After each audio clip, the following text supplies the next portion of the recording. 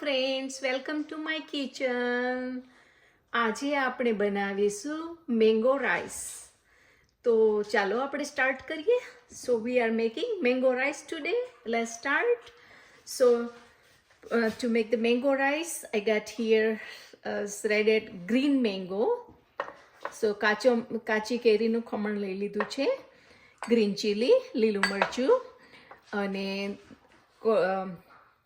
આ છે આપણા લીમડાના પાન, કરી પત્તા, અને સિલાન્ટ્રો, કોરિએન્ડર લીવ્સ, કોથમરી, અને પીનટ, અને રાઈસ, જીરું, mustard seed and cumin seed, and chana dal, urad dal, and haldi and salt.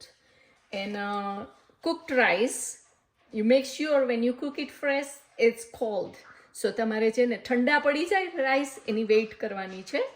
અને લેફ્ટ ઓવર રાઈસ હોય તો વધારે સારું, વેસ્ટમાંથી બેસ્ટ પણ બની જાય. તો એના માટે આપણે અહીંયા મૂકીશું 1 પવાલું તેલ, less than that, not lard, because I don't like too oily food. So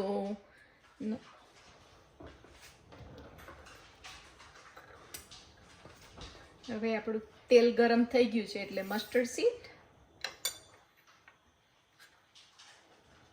cumin seed,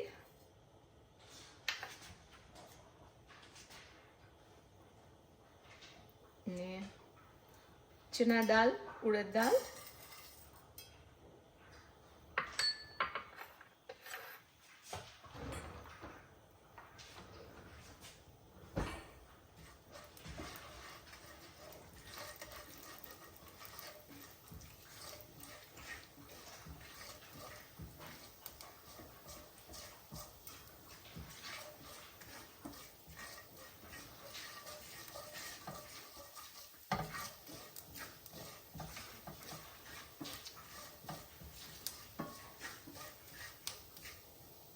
now we're going to add peanuts.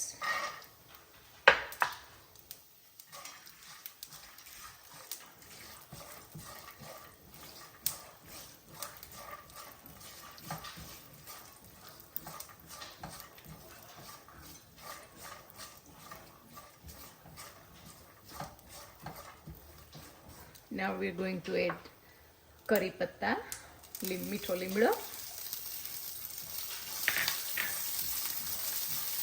and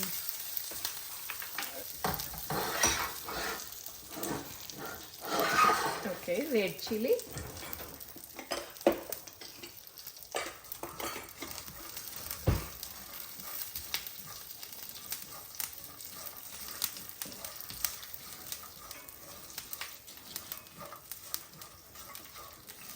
now everything is roasted. So we are going to add mango,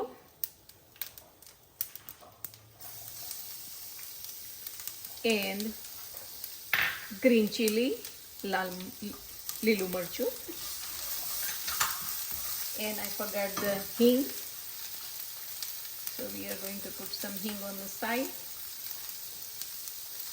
So hing શેકાઈ જાય તો કાચીનો test સારો ન આવે, જરા ગરમ થઈ જાય તો સારો ટેસ્ટ આવે. Now we are going to add turmeric. એટલે આપણી ટર્મરિક પણ શેકાઈ જાય.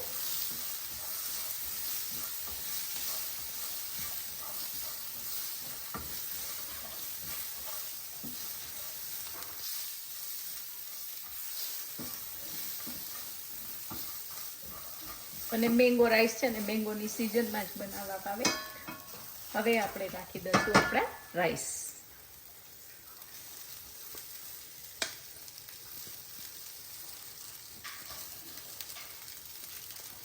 એટલે મેં 3/4 કપ જેટલા રાઈસ બનાવેલા હતા રાઈસ કુકરમાં.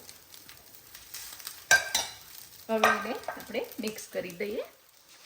અને હવે આપણે નાખી દઈશું 1 ટીસ્પૂન જેટલું salt, as per your taste, અને આપણે નાખી દઈશું દાણા. અને હવે આપણે મિક્સ કરી દઈશું.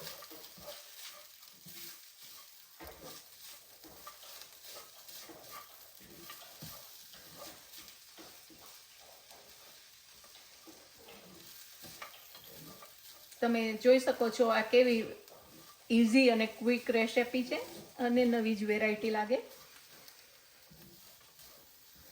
બાળકોને લંચ બોક્સમાં બનાવી દેવા માટે.